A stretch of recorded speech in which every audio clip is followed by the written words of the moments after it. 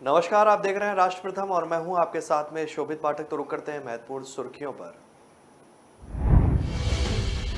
Elizabeth द्वितीय के निधन पर भारत में एक दिन के शोक का ऐलान। रविवार को आधा झुका रहेगा झंडा। राहुल गांधी ने कहा, देश पर अपनी विचारधारा को थोप रही है भारतीय जनता पार्टी। बीजेपी देश पर अपनी विचारधारा को जबरन लोगों पर थोपने का काम कर रही है। छत्तीसगढ़ में आज चुनावी तैयारियों का आगाज करेंगे बीजेपी अध्यक्ष जेपी नड्डा। समर्थकों ने किया भव्य स्वागत। जीतन राम मांझी ने देश के अगले पीएम पद और बिहार के सीएम पद को लेकर दिया बड़ा बयान। और दिल्ली के सीएम अरविंद केजरीवाल ने महारानी एलिजाबेथ द्वितीय के निधन पर जताया शोक, कहा यह एक युग का अंत है। अब खबरें विस्तार से। महारानी एलिजाबेथ द्वितीय का गुरुवार को 96 वर्ष की आयु में निधन हो गया। वहीं अब भारत सरकार ने फैसला किया है कि ब्रिटेन की महारानी एलिजाबेथ द्वितीय के निधन के बाद पूरे भारत में 11 सितंबर को एक दिन का राजकीय शोक होगा।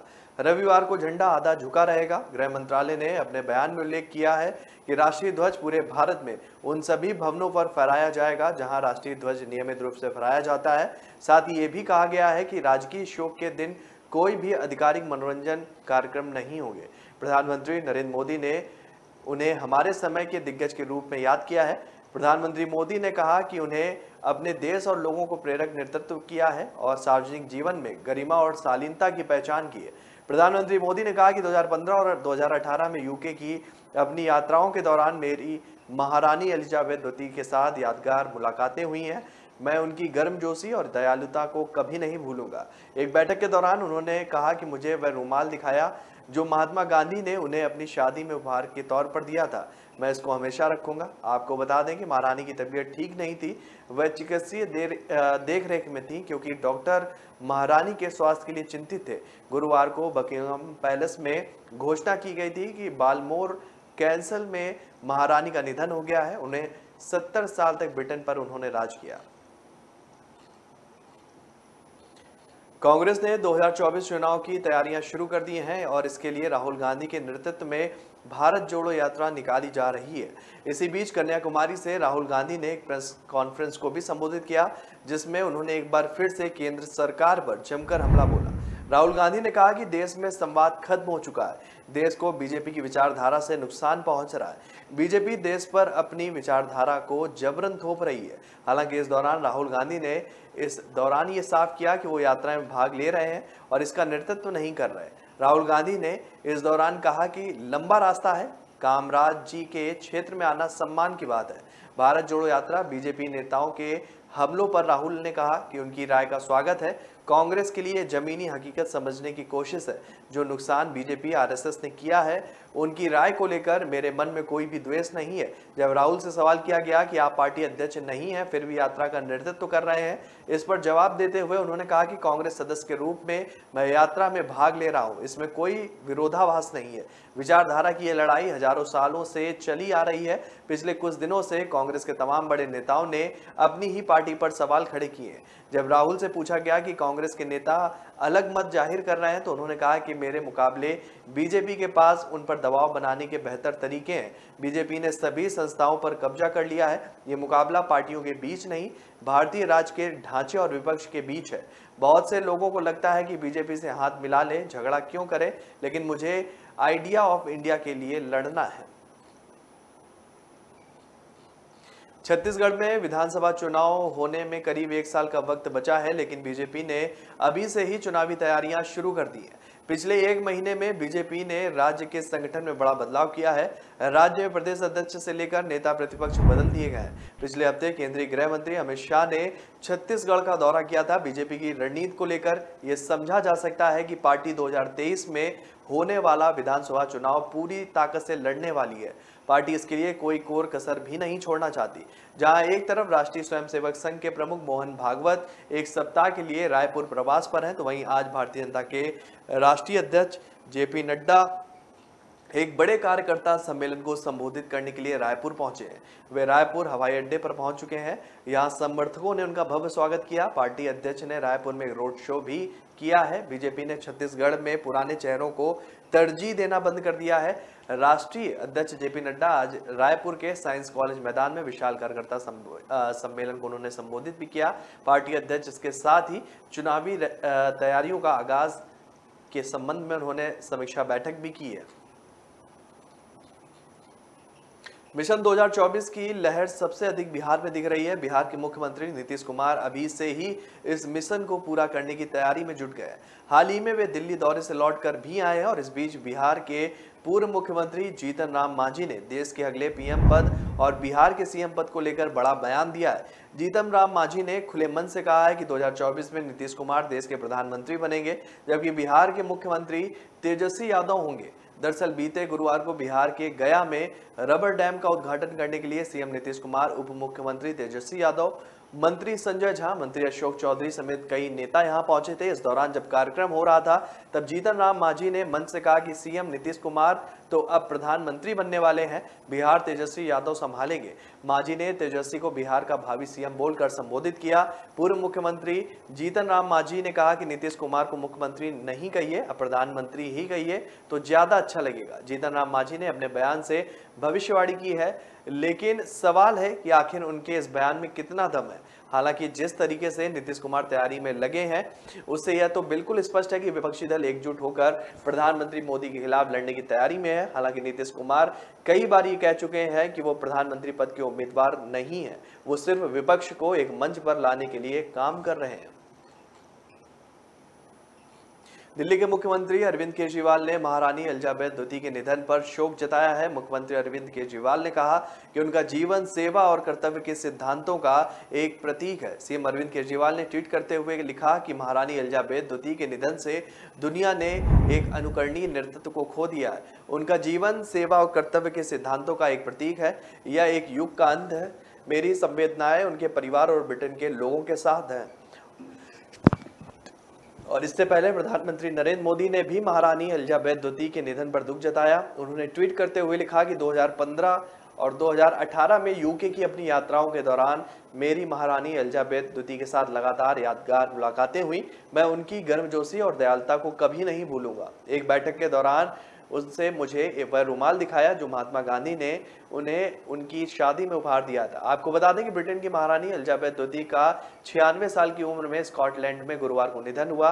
बकिंगम पैलेस की ओर से इस संबंध में बयान भी जारी किया गया, जिसमें कहा गया कि गुरुवार दोपहर स्कॉटलैंड के बालमोरल महल में महारानी एलिजाबेथ द्वितीय ने अंतिम सांस ली। वे बीते 70 वर्ष ब्रिटेन की राजगद्दी पर काबिज थी। महारानी एलिजाबेथ द्वितीय बीते अक्टूबर से स्वास्थ्य संबंधी समस्याओं का सामना कर रही थी।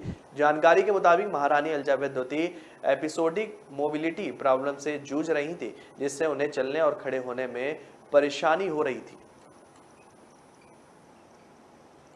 तो रुक रहे हैं छोटे से ब्रेक के लिए। ब्रेक के बाद जल्द हाजिर होंगे।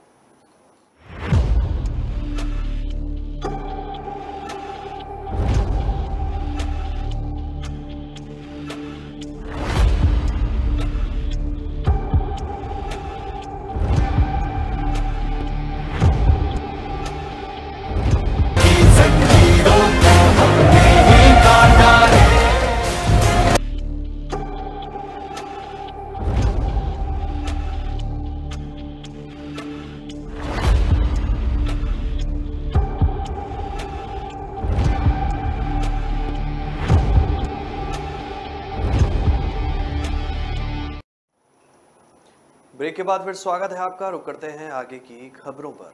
भारतीय मूल की अमेरिकी सांसद प्रमिला जयपाल को फोन पर आपत्तिजनक और नफरत भरे संदेश मिल रहे हैं। उन्होंने एक ऑडियो संदेश ट्वीट किया है। ऑडियो के उन हिस्सों को एडिट किया गया है जिसमें अश्लील और अभद्र बातें कही गई हैं। ऑडियो में एक शख्स जयपाल को गंभीर परिणाम भुगतने और उनके मूल देश भारत लौट जाने की धमकी दे रहा है। प्रमिला जयपाल ने ट्वीट में लिखा कि आमतौर पर राजनीतिक हस्तियां उनके साथ हुए बुरे व्यवहार को नहीं बताती। मैंने ऐसा करना चुना क्योंकि हम हिंसा को न्यू नॉर्मल के रूप में स्वीकार नहीं कर सकते हैं। हम उन नक्सलवाद और लिंगवाद को भी स्वीकार नहीं कर सकते जो इस हिंसा में अंतर्निहित है। और इसे प्रोत्साहित करता है। इससे पहले गर्मियों में एक शख्स ने जयपाल को पिस्तौल दिखाई थी। एक अन्य ट्वीट में जयपाल ने लिखा कि नक्सलवाद और गुस्से से भरा एक शख्स मेरे घर पर एक भरी हुई बंदूक के साथ दिखाई दिया था। मैं इसे साझा कर रही हूं क्योंकि हम बढ़ती हिंसा के सामने चुप नहीं रह सकते। ये अलग थलग घटनाएं नहीं है। सिएटल स्थित सांसद आवास के बाहर जयपाल को पिस्तौल दिखाने वाले व्यक्ति की पहचान 49 वर्षीय ब्रेट फोर्सेल के रूप में हुई है और उसे गिरफ्तार कर लिया गया था। वह शख्स जयपाल और उसके पति पर चिल्ला रहा था। आपको बता दें कि प्रेमिला जयपाल का जन्म चेन्नई में हुआ था। 18 वर्ष की उम्र में वह अमेरिका चली गई थी। वॉशिंगटन की राज्य सीनेट में 2 साल काम करने के बाद वह 2016 में वह प्रतिनिधित्व सभा के लिए चुनी गई थी। ऐसा करने वाली वह पहली महिला थी। उसी साल अमेरिकी सीनेट में भारतीय मूल की कमला हैरिस चुनी गई थी। एक डेमोक्रेट के तौर पर प्रेमिला जयपाल अपने तीसरे कार्यकाल में है। वह हाउस प्रोग्रेसिव काकस के अध्यक्ष के रूप में कांग्रेस के उदारवादियों का नेतृत्व करती हैं। वह डोनाल्ड ट्रंप की कड़ी आलोचक रही हैं। अमेरिका में हाल में भारतीय मूल के कई लोग नस्ली हमलों का सामना कर चुके हैं। हाल में ही मैक्सिकन अमेरिका में महिला भारतीय मूल की महिलाओं के साथ हाथापाई करती हुई और उन्हें भला बुरा कहती हुई भी देखी गई थी। छत्तीसगढ़ के मुख्यमंत्री भूपेश बघेल राज्य में 2 नए जिलों की शुरुआत करेंगे और इससे प्रदेश के जिलों की संख्या 33 हो जाएगी। सरकार ने इससे पहले इसी महीने 3 नए जिले और बनाए थे। मनेंद्रगढ़, चिरमिरी, भरतपुर प्रदेश का 32वां और शक्ति प्रदेश का 33वां जिला होगा। मुख्यमंत्री बघेल इन जिलों के कलेक्टर और पुलिस अधीक्षक कार्यालय का उद्घाटन भी करेंगे। इससे पहले भूपेश बघेल की सरकार ने 2 सितंबर को मोहला, मानपुर, अंबागढ़ चौकी जिला बनाया था। वहीं सारंगढ़, बिलाईगढ़ और खैरागढ़ गंडई जिला 3 सितंबर को गठित किया गया था। इन नए जिलों के बन जाने से इन इलाकों का विकास होने की उम्मीद जताई जा रही है। मुख्यमंत्री भूपेश बघेल आज सबसे पहले मनेंद्रगढ़, चिरमिरी, भरतपुर जिले की शुरुआत करेंगे और इसके बाद शक्ति जिले का शुभारंभ करेंगे। मुख्यमंत्री इन दोनों ही नए जिलों में रोड शो भी करेंगे। इसके साथ ही मुख्यमंत्री इन जिलों के लिए करीब 354 करोड़ रुपए के विकास कार्यों का लोकार्पण और शिलान्यास भी करेंगे। मनेंद्रगढ़, चिरमिरी, भरतपुर जिले को कोरिया जिले से अलग कर और शक्ति को जांजगीर चंपा से काटकर नया जिला बनाया जा रहा है। मनेंद्रगढ़, चिरमिरी, भरतपुर सरगुजा संभाग में आएगा और इस जिले में जो है 3 अनुभाग महेंद्रगढ़, भरतपुर और खंडवा है। इसमें मनेंद्रगढ़, केहारी, भरतपुर, खंडवा, चिरमिरी और कोटाडोल तहसीलें भी आएंगी। इनके अलावा मनेंद्रगढ़, खंडवा और भरतपुर जनपद पंचायत होंगे। इन जिले में नगर पालिका निगम चिरमिरी, नगर पालिका परिषद मनेंद्रगढ़, नगर पंचायत झगराखांड, नगर पंचायत खोंगा पानी और नगर पंचायत नई लेदरी का भी नाम शामिल है। उत्तर प्रदेश के डिप्टी सीएम ब्रजेश पाठक ने अपनी ही पार्टी का सांसद पर वरुण गांधी पर सवाल उठा दिए हैं। हाल ही में पीलीभीत से बीजेपी सांसद वरुण गांधी ने बेरोजगारी को लेकर सरकार को घेरा था, जिस पर पलटवार करते हुए डिप्टी सीएम ने उन्हें पटरी से उतरा हुआ बता दिया। डिप्टी सीएम ने यह बयान मैनपुरी में दिया, जहां वो विकास कार्यों का निरीक्षण करने के लिए पहुंचे थे। दरअसल बीजेपी सांसद वरुण गांधी अक्सर बीजेपी से अलग लाइन पर बयान देते हुए देखे जाते हैं और सुर्खियों में भी बने रहते हैं। हाल ही में उन्होंने बेरोजगारी को लेकर अपनी ही सरकार पर निशाना साधा था। उन्होंने कहा कि पिछले 5 सालों में बेरोजगारी सबसे न्यूनतम स्तर पर है, जिसे लेकर कोई ठोस योजना नहीं बनी है। इसी पर जवाब देते हुए डिप्टी सीएम ब्रजेश पाठक ने वरुण गांधी को पटरी से उतरा हुआ बता दिया। ब्रजेश पाठक ने कहा कि भारतीय जनता पार्टी विशाल पार्टी है। प्रधानमंत्री की गरीब जनकल्याणकारी योजनाएं और उत्तर प्रदेश के मुख्यमंत्री योगी आदित्यनाथ जी की कानून व्यवस्था को लेकर 2024 लोकसभा चुनाव में बीजेपी पूरी सीटों पर विजय प्राप्त करेगी। वहीं आजम खां के सवाल पर डिप्टी सीएम ने कहा कि वो बयान माफिया लोग हैं। इस तरह के लोग बयान देकर सुर्खियां बटोरने का काम करते हैं। उन्होंने सपा को गुंडों और माफियाओं की पार्टी तक बताया।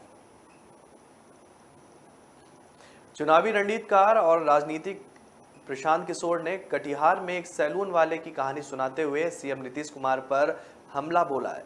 शुक्रवार को प्रशांत किशोर कटिहार के टाउन हॉल में सभा को संबोधित कर रहे थे। इस दौरान प्रशांत किशोर ने कहा कि उन्हें सैलून चलाने वाले एक व्यक्ति की बात काफी अच्छी लगी। उस व्यक्ति ने कहा कि लालू और नीतीश कुमार के राज्य में कोई भी अंतर नहीं है। दोनों के समय में जनता की हजामत हो रही है। लालू राज में अपराधियों का बोलबाला है और नीतीश कुमार के राज में अधिकारियों का बोलबाला है। इस दौरान प्रशांत किशोर ने कहा कि वो आज कुछ घंटों के लिए कटिहार आए हैं। कल वो बेगूसराय में थे, अब पूर्णिया जा रहे हैं। 2 अक्टूबर से वो पदयात्रा करने वाले। गांधी आश्रम चंपारण से पदयात्रा की शुरुआत होगी और इसके जरिए बिहार के हर शहर, हर प्रखंड, ज्यादातर पंचायतों तक जाने के लिए वह खुद पैदल चलेंगे। करीब 3500 किलोमीटर चलकर हर जगह वह पहुंचने का प्रयास करेंगे। वहीं दूसरी ओर एक सवाल पर कि क्या नीतीश कुमार विपक्ष को एकजुट करने में सक्षम है, इस पर पीके ने कहा कि यह तो समय ही बताएगा। उन्होंने मीडिया से कहा कि पहली बात आप समझ लीजिए कि कौन लोग एकजुट हो रहे हैं। अभी 1 महीने पहले तक नीतीश कुमार बीजेपी के साथ थे, 1 महीने तक नीतीश कुमार के वो पक्ष में थे, तो आज विपक्ष में है। उस पर जनता का या पार्टी का कितना भरोसा है, यह तो आने वाले समय में ही पता चलेगा। उन्होंने नीतीश कुमार पर हमला करते हुए कहा कि 1 महीना पहले तक बता रहे थे कि बीजेपी को कोई नहीं हरा सकता, अब आप बता रहे हैं कि सारे लोग मिलकर बीजेपी को हरा सकते हैं। हिमाचल प्रदेश के शिमला ग्रामीण से कांग्रेस विधायक विक्रमादित्य सिंह ने मोदी सरकार की ओर से दिल्ली के राजपथ का नाम कर्तव्य पथ किए जाने का स्वागत किया है। गुरुवार को एक फेसबुक पोस्ट में कांग्रेस विधायक ने लिखा कि राजपथ का पुनः नामकरण कर कर्तव्य पथ करना स्वागत योग्य निर्णय है। हिमाचल प्रदेश के दिवंगत मुख्यमंत्री वीरभद्र सिंह और प्रदेश कांग्रेस अध्यक्ष प्रतिभा सिंह के बेटे विक्रमादित्य ने लिखा कि अंग्रेजों का राज्य चल रहा है, उनका हर इमारत पर नाम भी बदला जाना चाहिए। आवास और शहरी मामलों के मंत्रालय ने राजपथ का नाम बदलकर कर्तव्य पथ करने का प्रस्ताव नई दिल्ली नगर निगम परिषद में दिया था। बुधवार को एनडीएम से जो है विशेष बैठक में प्रस्ताव को मंजूरी दी गई थी। नेताजी सुभाष चंद्र बोस की प्रतिमा से लेकर राष्ट्रपति भवन तक का रास्ता अब कर्तव्य पथ के तौर पर जाना जा रहा है। प्रधानमंत्री नरेंद्र मोदी ने कल शाम को सरकार की महत्वाकांक्षी परियोजना सेंट्रल विस्टा के तहत नेताजी सुभाष चंद्र बोस की प्रतिमा का लोकार्पण किया और कर्तव्य पथ का उद्घाटन किया। पीएम ने इस अवसर को ऐतिहासिक और अभूतपूर्व भी बताया। मोदी सरकार की 13,450 करोड़ रुपए की महत्वाकांक्षी सेंट्रल विस्टा पुनर्विकास योजना के तहत पूरी हुई यह पहली परियोजना है। मुख्य विपक्षी दल कांग्रेस मोदी सरकार की सेंट्रल विस्टा परियोजना पर विरोध भी जता चुकी है। कर्तव्य पथ के उद्घाटन को लेकर कांग्रेस नेता मल्लिकार्जुन खड़गे ने एक अंग्रेजी अखबार से कहा कि फुटपाथ का दोबारा काम करना, कुछ सौंदर्यीकरण करना, नया नाम देना और प्रधानमंत्री का खुद इसका उद्घाटन करना, मुझे समझ नहीं आता कि इसकी क्या जरूरत थी। कांग्रेस नेता पवन खेड़ा ने प्रधानमंत्री मोदी पर तंज कसते हुए कहा कि राजपथ का नाम बदलना ही था तो राजधर्मपथ कर देते, अटल जी की आत्मा को जरूर शांति इससे मिलती। तो रुक रहा है एक छोटे से ब्रेक के लिए, ब्रेक के बाद जल्द हाजिर होंगे।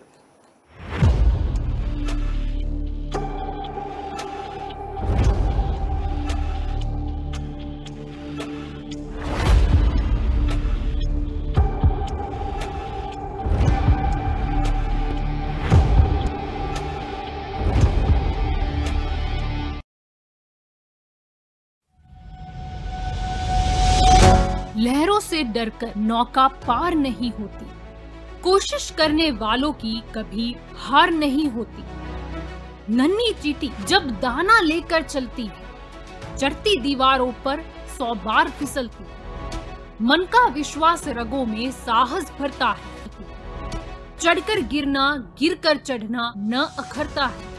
आखिर उसकी मेहनत बेकार नहीं होती, कोशिश करने वालों की कभी हार नहीं होती। डुबकी या सिंधु में गोताखोर लगाता, जा जाकर खाली हाथ लौट कर आता। मिलते नहीं सहज ही मोती गहरे पानी में, बढ़ता 2 गुना उत्साह इसी हैरानी में। मुट्ठी उसकी खाली हर बार नहीं होती, कोशिश करने वालों की कभी हार नहीं होती। असफलता एक चुनौती है, इसे स्वीकार करो। क्या कमी रह गई देखो और सुधार करो। जब तक न सफल हो नींद चैन को त्यागो तो, संघर्ष का मैदान छोड़कर मत भागो तो। कुछ किए बिना ही जय जयकार नहीं होती, कोशिश करने वालों की कभी हार नहीं होती। कुछ नया करो।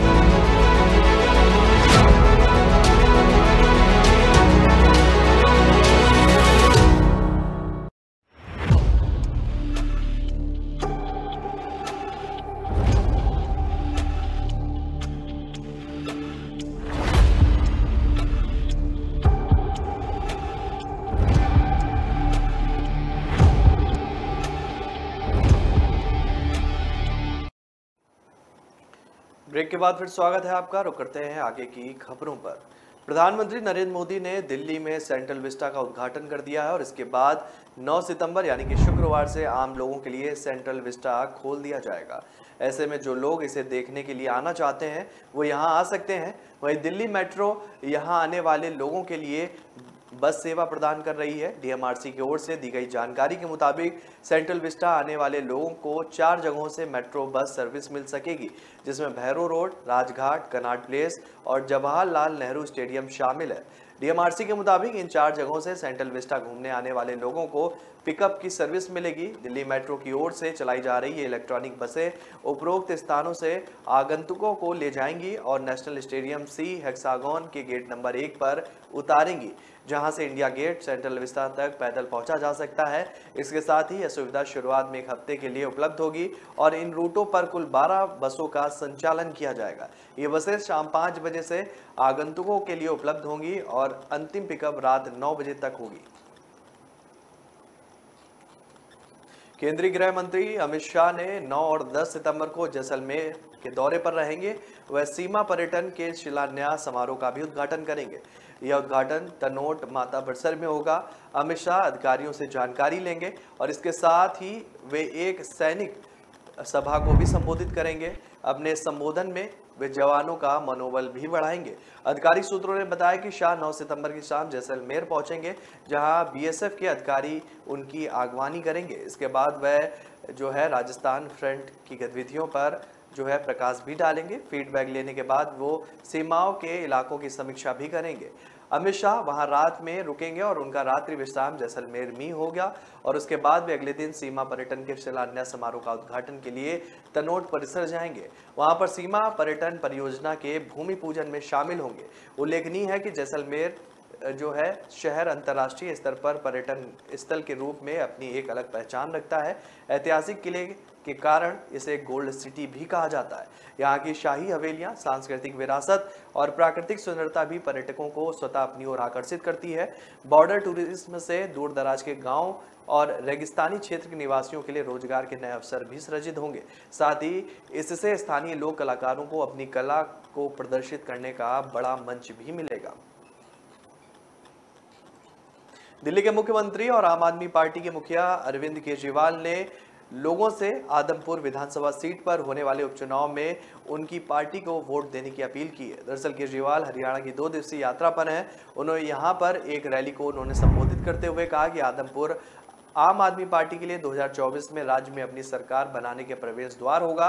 हरियाणा विधानसभा से कुलदीप सिंह बिश्नोई के इस्तीफा देने के बाद आदमपुर सीट पर उपचुनाव होना तय है। बिश्नोई कांग्रेस छोड़कर भारतीय जनता पार्टी में शामिल हो गए हैं। हालांकि आदमपुर सीट को बिश्नोई का गढ़ माना जाता है। केजरीवाल ने कहा कि 2 साल बाद हरियाणा में चुनाव होंगे और ये ट्रेलर है।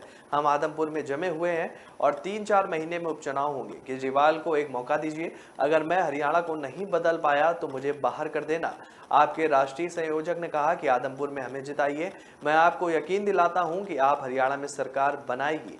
आदमपुर 2024 में आपके लिए हरियाणा में सरकार बनाने का प्रवेश द्वार भी होगा। केजरीवाल ने दूध, गेहूं, चावल, शहद समेत खाद्य वस्तुओं पर कर लगाने के लिए बीजेपी के नेतृत्व वाली केंद्र सरकार पर भी निशाना साधा और इसे देश में बढ़ती महंगाई के लिए जिम्मेदार भी बताया। वहीं लोगों के साथ भावनात्मक जुड़ाव दिखाने के लिए केजरीवाल ने कहा कि आदमपुर में उनके कई रिश्तेदार हैं। साथ ही उन्होंने खुद को हरियाणा का छोरा बताया। उन्होंने हिसार में अपने स्कूल और कॉलेज के दिनों को भी याद किया। अहमदाबाद शहर में कोरोना संक्रमण के 50 नए मामले दर्ज किए गए हैं, जिससे एक्टिव केस की संख्या बढ़कर 373 हो गई है। पूरे गुजरात में 195 मामले दर्ज किए गए हैं। गुजरात में एक्टिव केस की संख्या बढ़कर 1353 हो गई। कुल एक्टिव केसों में से 5 लोग वेंटिलेटर पर हैं। कोरोना से कोई मौत नहीं हुई थी और 10 या अधिक मामलों वाले अन्य शहरों और जिलों में सूरत 46, वडोदरा शहर 19 और नवसारी में 10 जो है शामिल है। 33 में से 3 जिलों में 0 सक्रिय मामले हैं। गुजरात में बीते 24 घंटे में 1835 लोगों को वैक्सीन की पहली डोज और 5847 लोगों को दूसरी डोज लगाई गई है। कोरोना वायरस रोग सॉर्स वायरस 2 के कारण होने वाला एक संक्रामक रोग है। कोरोना वायरस का एक परिवार है जो मनुष्यों में सांस की बीमारी का कारण बन सकता है।